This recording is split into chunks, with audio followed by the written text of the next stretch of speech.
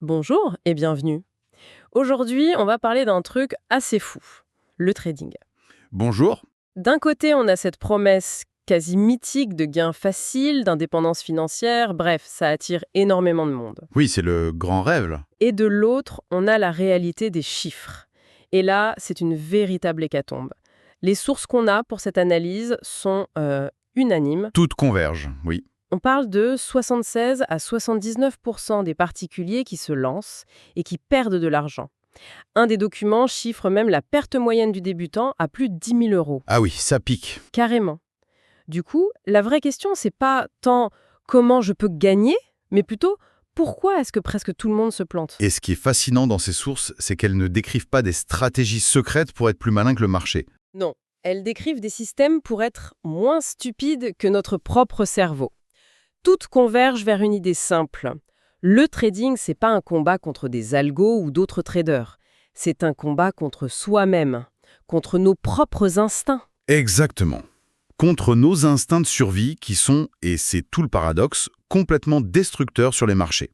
Notre discussion va donc plonger au cœur de ces biais psychologiques qui nous sabotent et des règles qui peuvent nous en protéger. C'est ça. On va essayer de démonter cette mécanique pour comprendre comment ne pas finir dans les stades des perdants. L'objectif, c'est de voir comment on peut passer d'un jeu qui ressemble à du casino à une activité structurée, presque scientifique, où l'on gère ses propres failles avant de gérer son capital. Alors allons-y. Plongeons directement dans le vif du sujet. Notre cerveau, notre pire ennemi. Il y a un vieil adage en bourse que tout le monde connaît en théorie. Couper ses pertes, laisser courir ses profits. Voilà. Ça semble d'une logique implacable. Pourtant, un des documents le dit, noir sur blanc, la plupart des traders font l'exact opposé.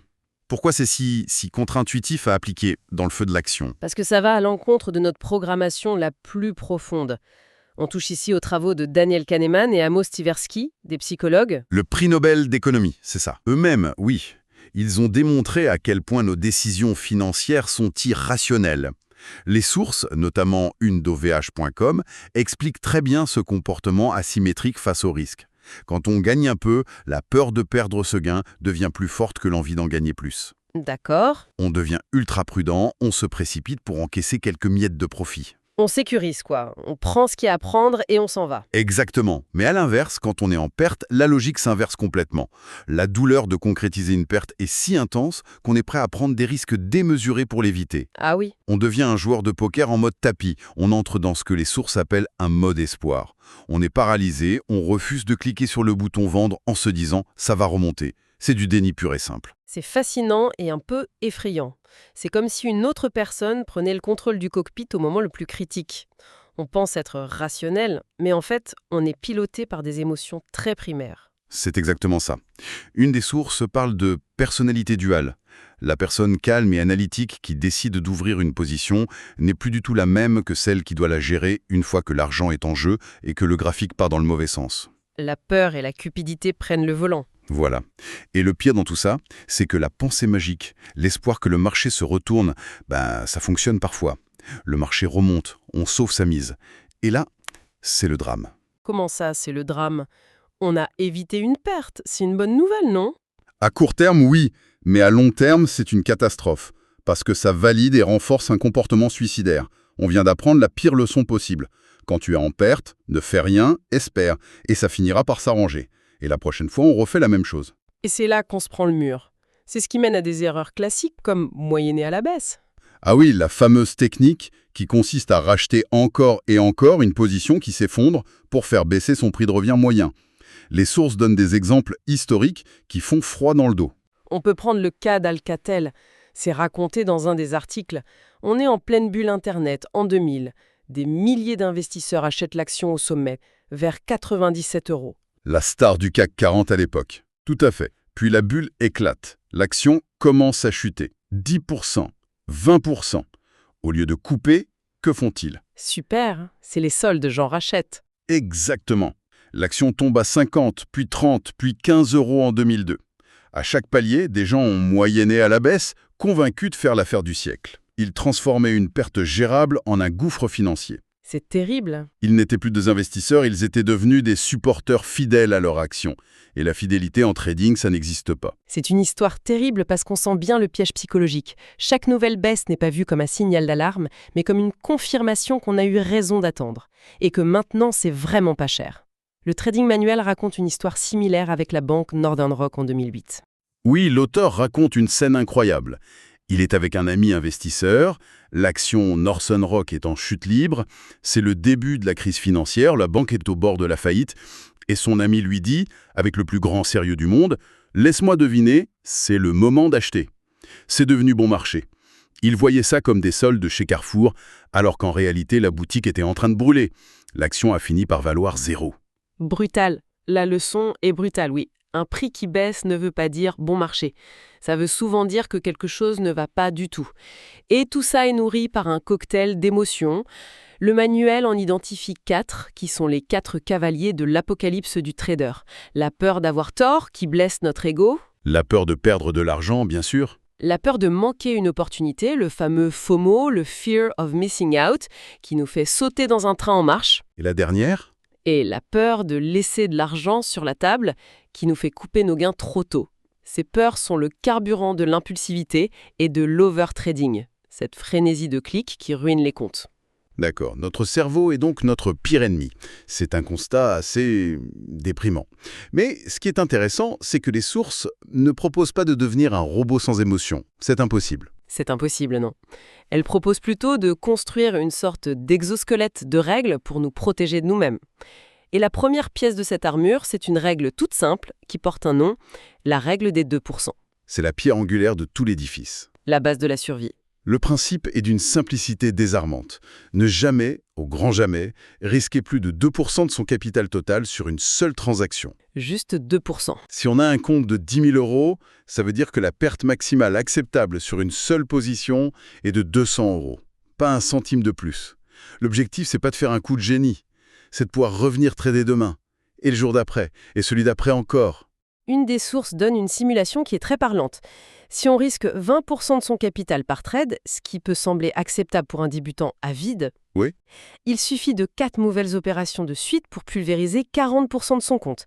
C'est presque impossible de s'en remettre. Alors qu'avec la règle des 2%, après ces 4 mêmes trades perdants, la perte n'est que de 4,5%. On a une égratignure, pas une amputation. On est toujours dans le jeu, on a appris quelque chose, et on a encore 95,5% de notre capital pour appliquer cette leçon. C'est une assurance vie. Totalement. Attends, il y a une précision capitale à faire ici, soulignée par un des documents. C'est le piège classique. Il ne s'agit pas d'investir seulement 2% de son capital, il s'agit de s'assurer que, si on a tort, la perte effective ne dépasse pas 2%. C'est très différent. C'est toute la subtilité, et c'est ce qui sépare les amateurs des professionnels. Le risque n'est pas la taille de la position, c'est le montant qu'on perd si notre scénario est invalidé. Et ça se calcule. D'accord. La taille de la position dépend directement de l'endroit où on place notre filet de sécurité, le stop-loss. La formule est simple. Taille de position égale perte maximale en euros, divisé par la distance du stop-loss en pourcentage. Ok. Prenons l'exemple concret du Filecoin dans les sources pour que ce soit bien clair. Capital de 10 000 $. Risque de 2%. Donc perte maximale, 200 $. C'est ça. Et on décide que si le cours baisse de 8% par rapport à notre prix d'entrée, notre scénario est faux et on sort. Comment on calcule ? On applique la formule 200 $, notre perte max, divisé par 0,08, nos 8% de distance du stop. Ça nous donne 2500 $. C'est la taille maximale de notre position. On investit donc 2500 $. Voilà. Si le cours baisse de 8%, notre perte sera de 8% de 2500, soit précisément 200 $, notre risque maximal autorisé. C'est purement mathématique. L'émotion n'a plus sa place. C'est génial en théorie. Mais comment on applique ça sans être scotché à son écran 24 heures sur 24 pour couper la position manuellement au bon moment ? J'imagine qu'il y a une automatisation derrière ça. Heureusement, oui. C'est là qu'interviennent 2 outils fondamentaux, les ordres automatiques, le stop-loss et le take-profit, le frein d'urgence. Le stop-loss, c'est exactement ça, notre frein d'urgence. C'est un ordre de vente qu'on place au moment même où on ouvre la position et qui se déclenchera automatiquement si le cours atteint le prix qu'on a défini comme notre seuil de douleur maximal. C'est lui qui garantit le respect de la règle des 2%. Et le take-profit ? C'est son jumeau optimiste, Un ordre de vente qui se déclenche automatiquement quand notre objectif de gain est atteint, pour sécuriser les profits. Le principal avantage, si je comprends bien, c'est que la décision la plus difficile, qu'en sortir, est prise à froid, avant même d'être entré dans la transaction. Une fois que c'est parti, on a les mains liées. On a les mains liées par notre moi rationnel. C'est une façon de se protéger de notre futur moi émotionnel, qui lui sera tenté de paniquer ou de devenir euphorique. La discipline n'est plus une question de volonté, elle est intégrée au système. Ok, ça nous amène à une autre question logique. Comment on décide où placer ces niveaux? Et surtout, comment savoir si une opportunité de trade vaut la peine d'être prise? On ne peut pas juste prendre n'importe quoi avec un risque de 2%, j'imagine. Non, bien sûr. Et c'est là qu'un autre concept mathématique clé entre en jeu. Le ratio risque-récompense, le RRR. C'est très bien expliqué dans plusieurs articles. C'est simplement le rapport entre ce qu'on espère gagner et ce qu'on est prêt à perdre. Le gain potentiel par rapport à la perte potentielle. Exactement. Si on risque 100 € pour en gagner potentiellement 200, notre RRR est de 2 pour 1 ou 2,1. Un ratio de 2,1, ça veut dire qu'on vise un gain qui est le double de la perte potentielle. Mais est-ce que ça ne pousse pas à fixer des objectifs de gain irréalistes, juste pour que le ratio soit bon sur le papier?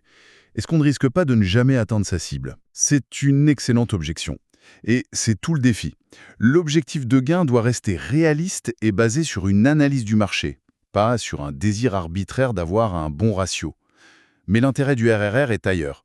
Il change complètement la philosophie du trading. Comment ça? Avec un ratio moyen de 2,1, on peut se tromper plus souvent qu'on a raison et être quand même rentable. Imagine, tu fais 10 trades, tu en perds 6 avec une perte de 100 € à chaque fois. Ça fait moins 600 €. D'accord. Mais tu en gagnes seulement 4 avec un gain de 200 € à chaque fois. Ça fait plus 800 €. Au final, tu as eu tort 60% du temps, mais tu as gagné 200 €. C'est un changement de paradigme complet. L'objectif n'est plus d'avoir raison à tout prix. C'est de s'assurer que sur le long terme, nos gains sont structurellement plus importants que nos pertes. Ça enlève une pression psychologique énorme. Un bon gestionnaire de probabilité. D'accord, donc on a l'armure de règles mathématiques pour se protéger de nos émotions. Mais comment on sait si on porte bien l'armure ou si on l'enlève dès que ça devient inconfortable? Comment on apprend de nos erreurs de manière systématique? C'est là que plusieurs sources insistent lourdement sur un outil qui semble non négociable. Le journal de trading. Exactement. Ne pas en avoir un, disent-ils, c'est la différence entre trader et jouer. C'est le pivot de tout le système d'amélioration. Sans journal, l'expérience ne se transforme jamais en compétence. On répète les mêmes erreurs en boucle en se basant sur des impressions floues. J'ai l'impression que je perds souvent le matin. Le journal, lui, ne donne pas d'impression. Il donne des faits. Il donne des faits. C'est une base de données sur notre propre comportement. J'imagine un trader remplissant ce journal méticuleusement, mais finissant avec une montagne de données sans savoir quoi en faire. C'est un peu le piège, non? Comment on transforme cette archive personnelle en véritable plan d'action? Et qu'est-ce qu'on doit noter dedans, au juste? Alors, il y a les données brutes, bien sûr. Date, actif, prix d'entrée, de sortie, stop loss, take profit, résultat en euros. Mais ce n'est que la surface. Le plus important, c'est le narratif, l'histoire du trade. Voilà. Pourquoi ai-je pris cette décision? Quelle était ma stratégie? Quel était le contexte? Et ensuite, l'analyse post-trade. Ai-je bien respecté mon plan? Sinon, pourquoi? Et surtout, le point que 99% des gens oublient, noter ses émotions. J'ai pris ce trade par FOMO, j'ai bougé mon stop-loss par peur, je me sentais invincible après 3 gains d'affilée. Le miroir de notre psychologie. C'est un miroir, oui. Et il faut y ajouter une capture d'écran du graphique avant et après. C'est incroyablement puissant pour l'apprentissage visuel. Donc, ce n'est pas juste un tableur Excel de profits et pertes. C'est plus. Le journal intime de notre propre irrationalité. C'est exactement ça. Et pour l'exploiter, on crée une boucle de rétroaction, comme le décrit une des sources, backtest, trade, journal, revue, ajusté. Une fois par semaine, pas une fois par mois, on s'assoit et on analyse les données. Et on cherche quoi? On ne regarde pas seulement les pertes et les profits, on traque les erreurs. Une transaction perdante où on a respecté le plan à la lettre est une bonne transaction. Elle valide le processus. Ah, c'est intéressant ça. À l'inverse, une transaction gagnante prise sur un coup de tête est une mauvaise transaction. C'est de la chance, et la chance n'est pas une stratégie. Et on commence à voir émerger des schémas. Exactement. Des schémas très personnels. Je perds systématiquement de l'argent le vendredi après-midi quand je suis fatigué. Ma stratégie sur cet actif fonctionne 70% du temps, mais uniquement pendant la session de New York. Quand je ne respecte pas mon ratio RR, je perds de l'argent 9 fois sur 10. Le journal transforme l'expérience en règles personnelles. Voilà. Les décisions futures ne sont plus basées sur le feeling du moment, mais sur des données objectives. On passe de l'art à la science. En résumé, si je synthétise tout ce qu'on vient de voir, le message de ces sources est incroyablement cohérent. Le succès en trading n'a presque rien à voir avec la capacité de prédire l'avenir. C'est une question de maîtrise de soi. Totalement. Les règles de gestion du risque, le ratio RR, le stop loss, ce ne sont pas des outils pour battre le marché, ce sont des outils pour nous protéger de nos propres instincts. La peur, la cupidité, l'espoir irrationnel. Parfaitement résumé. Et dans ce cadre, le journal de trading devient le juge de paix. C'est le miroir de notre comportement réel, et il ne ment pas. Il nous montre la différence entre ce qu'on pense faire, ce qu'on devrait faire et ce qu'on fait réellement sous pression. C'est la ligne de partage. C'est sans doute la ligne de partage la plus nette entre le professionnel qui gère une activité sur le long terme et l'amateur qui continue de jouer et finit inévitablement par se faire rincer. Une dernière pensée pour la réflexion. Nos sources se concentrent sur le monde du trading, mais cette boucle, décision, enregistrement, analyse, est un modèle d'une puissance folle. Hmm.